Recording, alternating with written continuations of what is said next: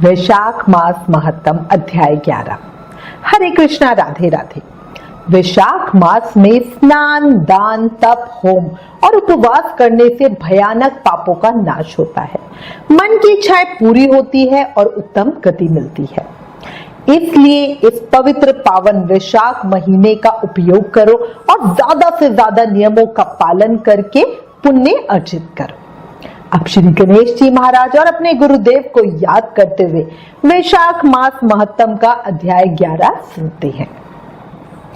शिव शंभु के लाल तुम, करुणा बड़े निधान, विपदा में संसार है, हरो कष्ट भगवान। बोलो गणेश जी महाराज की जय। शिष्य वही जो सीख ले गुरु का ज्ञान अगाध, भक्ति भाव मन में रखे, चलता रहे आबाद। बोलो गुरुदेव महाराज की जय। वैशाख मास महत्तम के अध्याय 10 में हमने ब्राह्मण और धर्मराज का संवाद सुना, जिसमें यमराज ब्राह्मण को 3 प्रेतों के उद्धार की कथा बता रहे थे। अब आज इस अध्याय में हम राजा महिरथ की कथा को सुनेंगे। शुरू करते हैं। ब्राह्मण यमराज से बोले, हे धर्मराज, ये वैशाख महत्तम मन को बहुत प्रसन्नता देने वाला है। कृपया मुझे वैशाख मास के महत्तम का और वृतांत सुनाएं। श्री यमराज बोले, हे ब्राह्मण देव, ये वैशाख मास बहुत ही पावन, पुण्यदायी और फलकारी है। इसके महत्तम की जितनी प्रशंसा की जाए कम है। आपको वैशाख महत्तम में राजा महिरथ का प्रसंग सुनाता हूं, ध्यान से सुनो। पूर्व काल की बात है, महिरथ नाम से विख्यात एक राजा थे। उन्हें अपने पूर्व जन्म के पुण्यों के फलस्वरूप बहुत ऐश्वर्य और संपत्ति प्राप्त हुई थी, परंतु राजा राज्य का सारा भार मंत्री को सौंपकर स्वयं काम वासना का सुख भोगने में लगे रहते थे। वो राजा न प्रजा को देखते थे, न राज्य को और न ही धन को, न ही कोई धर्म का कार्य करते थे। बस मन, वाणी और कर्म से पूरी तरह भोग विलास में ही लगे रहते थे। उन राजा के पुरोहित का नाम कश्यप था। जब राजा को विषय में रमते हुए बहुत दिन हो गए, तब उनके पुरोहित ने अपने मन में विचार किया, जो गुरु मोहवश राजा को अधर्म से नहीं रोकता, वो भी उसके पाप का हिस्सेदार बन जाता है। यदि समझाने पर भी राजा अपने पुरोहित की बात नहीं सुनता, तो पुरोहित को किसी तरह का कोई दोष नहीं लगता। उस दशा में राजा ही सारे दोषों का भागी होता है। ये सोचकर एक समय पुरोहित कश्यप ने राजा से धर्मानुकूल वचन कहे। गुरु कश्यप ने राजा को कहा, राजन, मैं तुम्हारा गुरु हूं, इसलिए धर्म और अर्थ से युक्त मेरी बातें सुनो। राजा के लिए यही धर्म है कि वो गुरु की आज्ञा में रहे। गुरु की आज्ञा का आंशिक पालन भी राजाओं की आयु, लक्ष्मी तथा सुख को बढ़ाने वाला है। तुमने दान के द्वारा कभी ब्राह्मणों को तृप्त नहीं किया, भगवान श्री विष्णु की आराधना नहीं की, कोई व्रत, तपस्या तथा तीर्थ आदि भी नहीं किए। महाराज, कितने दुख की बात है, तुमने काम के अधीन होकर कभी भगवान के पवित्र नामों का स्मरण भी नहीं किया। तुमने अबलाओं की संगत में पड़कर विद्वानों की संगति भी नहीं की। एकमात्र धर्म ही सबसे महान और श्रेष्ठ है, जो मृत्यु के बाद भी साथ चलता है। शरीर के उपभोग में आने वाली अन्य जितनी वस्तुएं हैं, वे सब यही नष्ट हो जाती है। धर्म की सहायता से ही मनुष्य दुर्गति से पार होता है। मनुष्य के निर्जीव शरीर को काठ और ढेले के समान पृथ्वी पर फेंक कर उनके बंधु बांधव मुख फेर कर चल देते हैं। केवल धर्म ही उनके पीछे पीछे जाता है। स्त्री, पुत्र आदि कुटुंब, शरीर और धन, ये सब पराये हैं। आज तुम्हारे हैं, कल किसी और के होंगे, पर सिर्फ अपने द्वारा किए हुए पुण्य और पाप हमारे होते।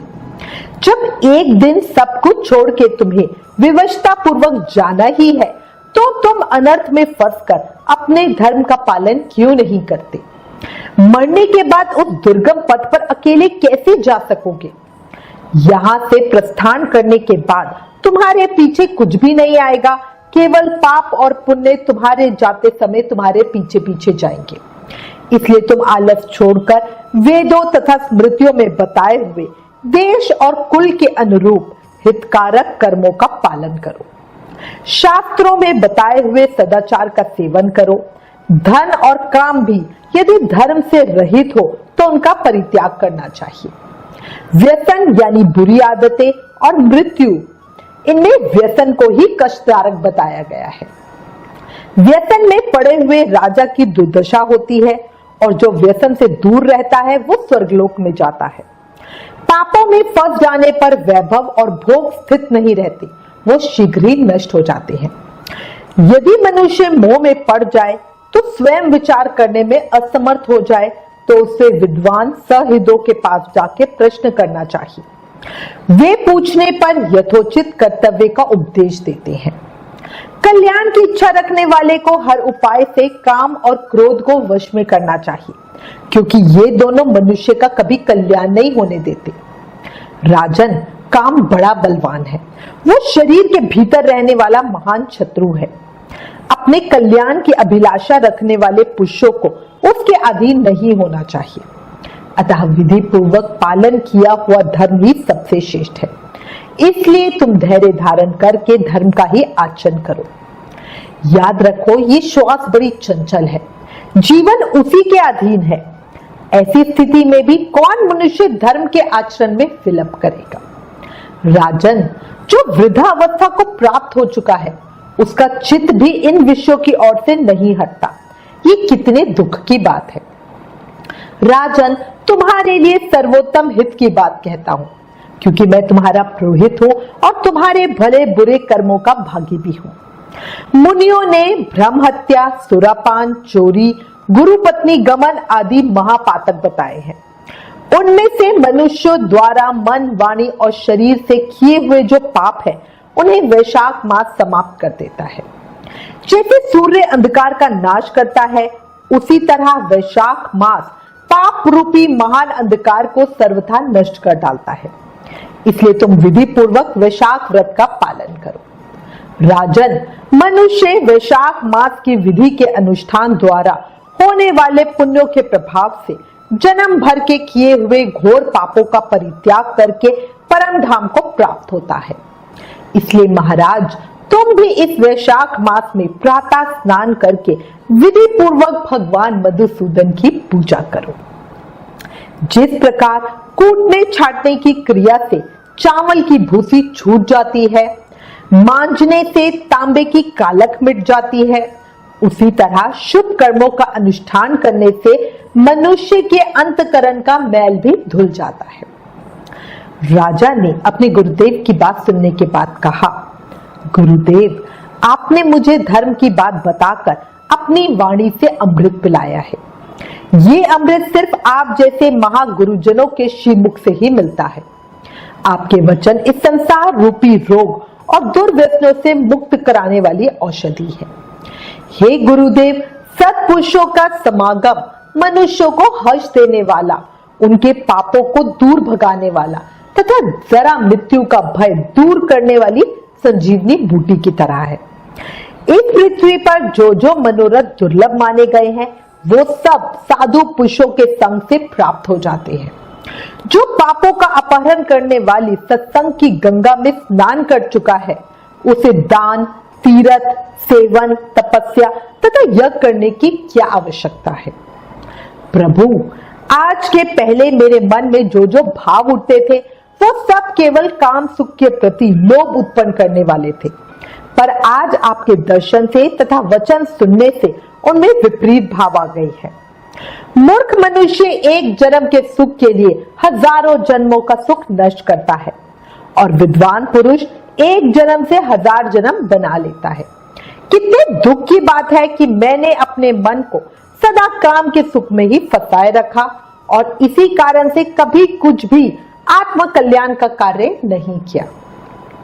मेरे मन को ये कैसा मोह है जिसमें मैंने स्त्रियों के फेर में पड़कर अपनी आत्मा को घोर विपत्ति में डाल दिया, जिसका भविष्य अत्यंत दुखमय है। तथा जिसे पार पाना बहुत कठिन है। हे गुरुदेव, आपने अपनी वाणी से आज मुझे मेरी स्थिति का बोध करा दिया। अब उपदेश देकर मेरा उद्धार कीजिए। पूर्व जन्म में मैंने कोई पुण्य किया था जिससे आपने मुझे ये सब बोध कराया। विशेषतः आपके चरणों की धूलि से आज मैं पवित्र हो गया। गुरुदेव, अब आप मुझे वैशाख मास की विधि बताएं। राजा की बात सुनकर गुरु कश्यप जी बोले, राजन, बुद्धिमान पुरुष को चाहिए कि वो बिना पूछे अथवा अन्याय पूर्वक पूछने पर किसी को उपदेश ना दे। लोक में जानते हुए भी जड़वत अनजान की भांति आचरण करे, परंतु विद्वानों, शिष्यों, पुत्रों तथा श्रद्धालु पुरुषों को उनके हित की बात कृपया पूर्वक बिना पूछे भी बतानी चाहिए। राजन, इस समय तुम्हारा मन धर्म में स्थित हुआ है, अतः तुम्हें वैशाख मास के उत्तम व्रत का पालन करवाऊंगा। तदंतर पुरोहित कश्यप ने राजा महिरथ से वैशाख मास में स्नान, दान तथा पूजन करवाया। शास्त्र में वैशाख स्नान की जैसी विधि उन्होंने देखी थी उसका पूरा पूरा पालन करवाया। राजा महिरथ ने भी गुरु की प्रेरणा से उस समय विधि पूर्वक सब नियमों का पालन किया तथा माधव मास का जो जो विधान उन्होंने बताया था वो सब आदर पूर्वक सुना। उन निपशेष ने प्रातःकाल स्नान करके भक्ति भाव के साथ पद और अर्ध आदि दे के श्री हरि का पूजन किया तथा नैवेद्य भोग लगाया। वैशाख मास महत्तम अध्याय 11 संपूर्ण। कल अध्याय 12 में आगे की कथा सुनेंगे। देखो, मानव जीवन मिलना बहुत मुश्किल है। अगर हमें मानव जीवन मिला है उस पर भगवान श्री हरि की कृपा भी मिली है ना? मिली है कृपा, तभी तो हम भगवान की कथा को सुन पा रहे हैं। तो इस जीवन का अधिक से अधिक लाभ उठाकर जीवन में श्रेष्ठ कर्म करो। इस महत्तम को सुनकर हमें पता चलता है कि जितने भी भोग लो, पर मन को आंतरिक शांति सिर्फ हरि चरणों में ही मिलती है। जब जीवन क्षण भंगुर है, अगले ही पल का नहीं पता कि क्या हो जाए। कलयुग के प्रभाव से निकलने का सिर्फ एक ही उपाय है, अधिक से अधिक नाम जाप करो। याद है ना, कलयुग केवल नाम आधारा।